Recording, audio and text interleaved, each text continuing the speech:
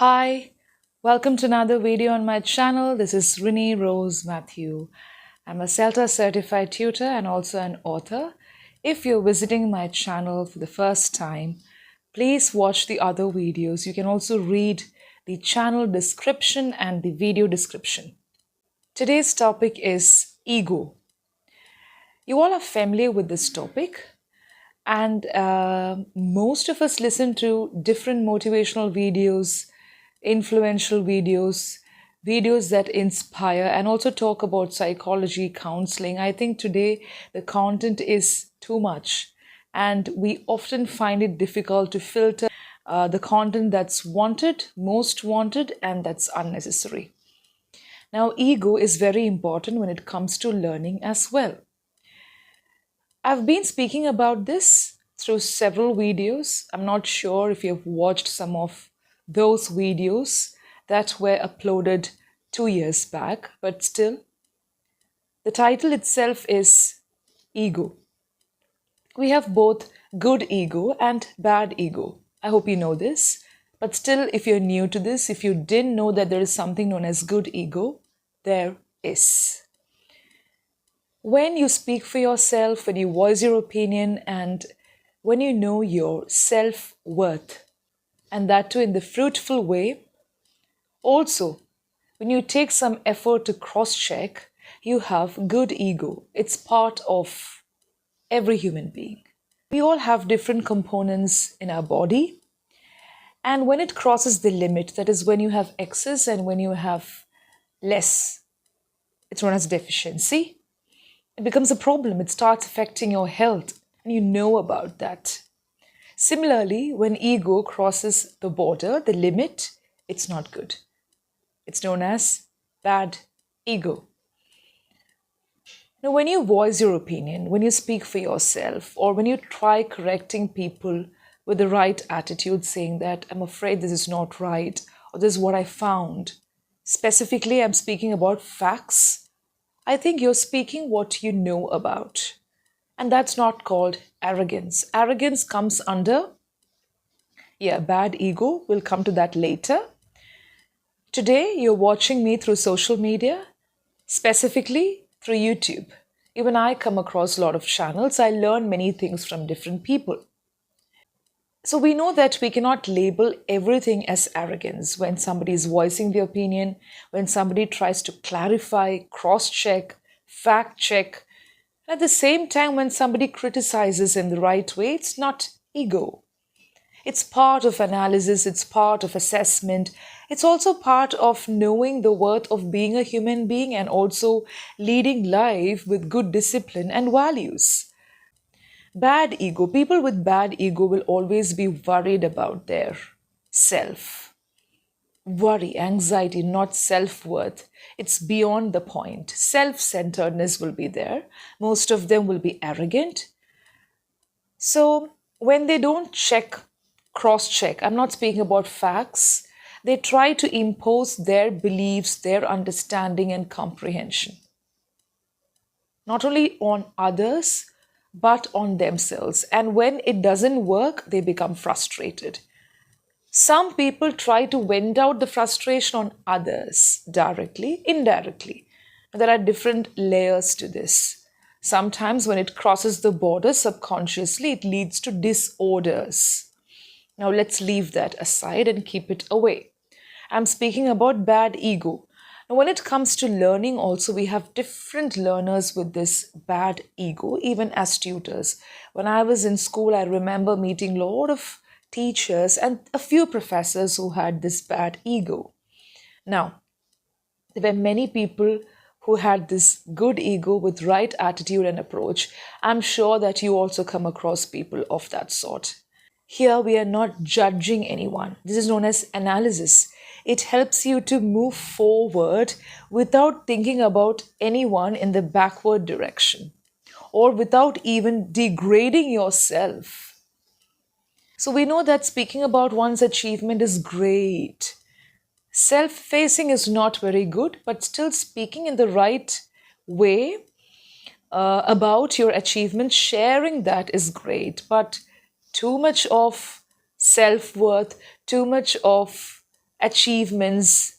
But putting yourself always in the limelight is not good. It's not that others feel bored, but it's not always good.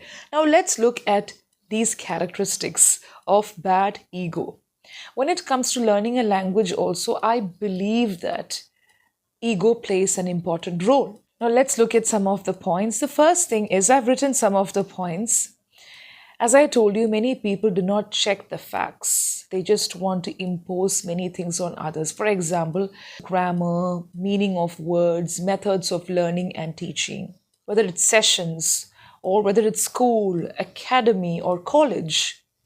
There is always something known as fact check. Especially today, it's not very difficult to do that because you have technology, different resources from different parts of the world given by many people from different facets of knowledge and information. Now here, when it comes to fact check, imposing happens. Some people are also impulsive. They're quick to react saying, no, this is not what I know. Even before saying that this is not what I know, they say, no, it is like this. For example, when it comes to tenses or when it comes to certain areas of learning, I have heard learners telling me, ma'am, I tried speaking about this to my tutor, but my tutor was a bit adamant. Vice versa also, when I speak to some learners, they say, no, it is like this. So I have to slowly and gradually and sometimes eventually make them understand that your learning has been wrong. Whatever you have been doing is wrong and you have to relearn. First unlearn and then relearn.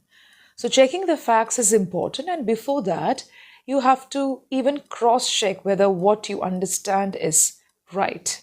Now, when it comes to a trainer, we have been practicing these things and we are in constant touch with it. And when people know that the facts are not checked or they made a mistake while imposing their ideas or beliefs, it could also be ideology, systems that we are in. I'm not just speaking about learning, but many facets of life. Everything put together makes us a whole, right? So it can be socially, politically, economically, whatever it is. When they know that they have made a mistake, they begin the victim card, the game of being the victim, the game of playing the victim card. You are very familiar with all these terms. I know that. The blame game begins. I was just trying to point out what I know, and I think you are being arrogant. So when another person says that this is wrong in a polite way, they are not ready to admit, at least say that, okay, I think I have to check again, I'm sorry. Or even if you don't apologize, okay, I'll get back to you later. Even a small ego there is okay. But when the victim card is played, when there is a blame game, then the next level is saying you are arrogant. Why? Because this person is not ready to even accept. So when I say acceptance, is accepting that particular problem or the issue or the error to oneself, saying that, oh, I think I was wrong, I need to check again. The second type is, I've been speaking about this, complacent learners. Some of them are so happy about what they have been doing. It's great. It's great to speak about your achievements and your learning journey. But I always speak about the comfort zone. If you haven't watched those videos, you can go back to those videos. Being complacent is actually dangerous because it is a subtopic to the previous one. So happy with your methods and understanding. When somebody corrects you, there is this blame game. And even before that, it's okay. I'll be like this. I know it's wrong, but I think it's okay. I mean, when you're ready to take up the responsibility and when you're so happy sitting behind this facade of social media, or whether it's your designation or whether it is behind the barriers, we all have barriers in life. We all have masks in life. It could be conscious, subconscious as well. But some people take it to the next level, trying to intentionally hide behind and pelt wrong information. So being complacent, being so happy with misinformation, I mean, that's wrong, I think, and that can also mislead others. So some of the learners are so smart, they know everything about the language, they are great with speaking, but they're so happy when they mislead others. While misleading others, they find pleasure. And knowingly, sometimes unknowingly also, they know that, yes, their tricks are working out. or sometimes they're so happy that it has been doing something wrong to others through words, through deeds, whatever, be it actions, even the set of values and discipline. I hope you get the point. The next thing is many people are so obsessed with grammar. So when it comes to perfect tenses, I've come across two learners like that. I think when I was working with a speaking platform, I don't want to mention the name, there was a person who used to regularly take sessions. He always used to get confused between perfect tenses, past perfect, present perfect. I'm not saying that you should not get confused, but I think it's better to cross-check, find out whether it is right, whether your understanding from the first point itself needs some kind of modification. I wouldn't say rectify the whole thing, but modify, alter it, and then take yourself to the next level, upgrade. Now, this person always used to say, no, I learned the formula this way. But I told, no, when you use it in your sentences, the formula is right. But maybe there could be exceptions. He was not ready to admit that. So it's only because of the wrong information, the wrong practice, the wrong method. Once and twice we try helping out the learner, but the third time being a part of ignorance is their choice. And that too, this learner was quite aged. I'm not saying that all aged learners are like this. No, there are a lot of beautiful learners who rectify, who are willing to learn so fast when compared to the young learners. So I'm not speaking about age, but this particular attitude. No, it is like this because I've been doing it this way. So I tried telling the person mildly, softly that you have been doing it wrong. I think you have to unlearn and then relearn. It's okay. It happens with everyone. Next comes the attitude and approach to learning. There are people who come to me saying, ma'am, I think you have to just work on my pronunciation. It's good. It's good to know about what you really want. I've also come across some other trainers speaking about this during our trainers meeting or conferences. They say, this is what I want. That's great because it shows your confidence, your level and all that you have been doing. But just pronunciation will not work. What if your grammar, your basic syntax, the sentence structure itself is wrong?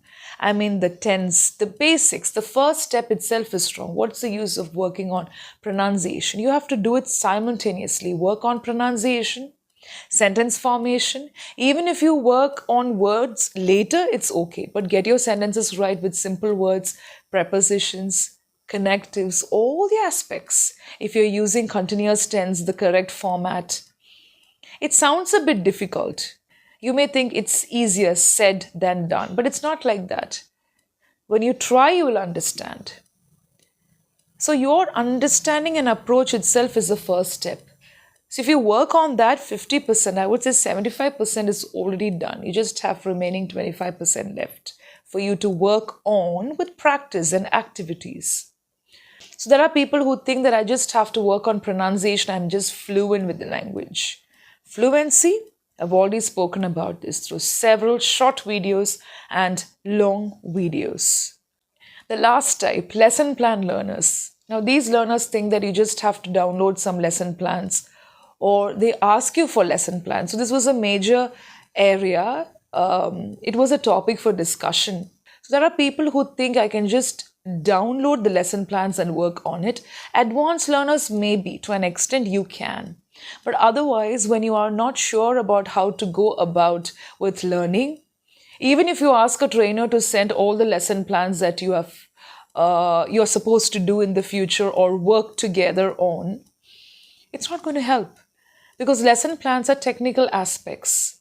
What's the point if you're not going to work on it? Because I feel when I take my sessions, even if I plan certain things for a week, I have to check the progress of the learner as well.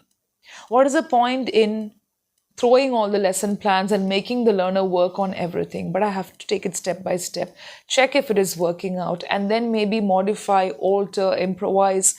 At the same time, I've also faced situations where I had to change the entire lesson plan because every learner is different, not because one is not able to understand.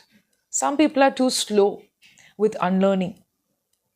And sometimes it's so difficult to make people understand that this method that you've been following has been wrong. It's still wrong. Okay? So Ego is very important. Why I put all these points under ego is because it plays a major part. It's not just accepting and admitting all that a trainer or tutor says, or even always degrading yourself, putting yourself down all the time. No, that is not the idea. See, even when it comes to reading, there are people who think that only reading books help. Audiobooks, listening to audiobooks, reading books, reading newspapers, reading articles. It's not just one method. So many things put together make you fluent. It's one of the best methods. It's one of the ways in which you can work on. And when I say all these things, I do not mean to put you in the wrong track saying that, oh, different learners have different methods, you can choose what you like. It's not like that. But still, it may put you through different situations and circumstances, but you may have to work on aspects of language learning at the same time simultaneously. And that can be done if you take it step by step. Wrong trends and wrong methods of learning actually make this complicated. It's not very easy to just go into the streets and talk with people. Of course, that's one way in which you get to hear, listen, and then use the words in your conversation as well. But for some period of time, you need the assistance, the guidance, or even the mentorship of someone. Somebody could be there, not just a tutor or a trainer, but someone who is sensible. So when you look at social media, whatever you're doing in life, you will come across people who have that ego, who carry that big bag of ego. I've actually written a poem on this topic, revolving around this topic, ego. If you're interested, I will read it out to you. But still, before all that, the right approach and attitude is important. So today I took this topic. And one more thing you have to remember is don't always think I'm not good, I'm not that, I didn't do this. I've done videos on all those topics. So when you think about your problem, this could be one of your problems. But the sad reality is many people with this ego do not even understand that they're going through this phase. Some people do, some people don't. Okay? So what you can do is distance, move away, try to help that person maybe in the first 2 steps, but after that it's their choice and preference, especially when it comes to adult learners. I hope you get the points and happy learning.